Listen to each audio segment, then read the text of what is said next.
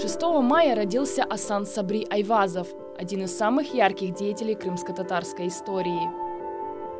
Он прожил ровно 50 лет, был талантливым писателем, прогрессивным учителем и главным редактором газеты. К несчастью, плодотворная жизнь Айвазова была трагически прервана, его расстреляли сотрудники НКВД. Асан родился в бедной семье из Алупки. На высшее образование не надеялся, но богатый родственник рассмотрел в юноше потенциал и забрал в Стамбул. Там Айвазов закончил педагогический институт и через 10 лет возвратился в Крым дипломированным преподавателем.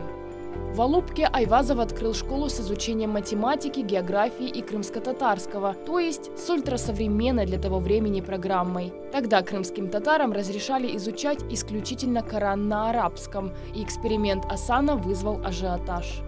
Тогда же Айвазов сблизился с революционером Асаном Нури, подпольная организация которого ставила целью создание Крымской независимой республики. За агитацию против царского режима Айвазова впервые наказала власть. Его выслали из родного Крыма. Во время февральской революции личность Айвазова приобрела национальный масштаб. Его дважды избирали председателем Курултая, а после назначили послом в Турцию. Под руководством Асана в Симферополе создали типографию и начался выпуск прогрессивной газеты «Миллет».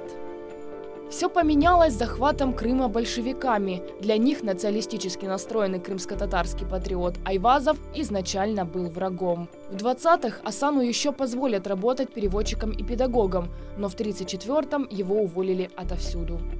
В 1937-м Айвазова задерживали и обвиняли в шпионаже, а через полгода приговорили к расстрелу с конфискацией имущества. Лишь через 22 года по определению Верховного суда СССР Асана Сабри Айвазова признали невиновным.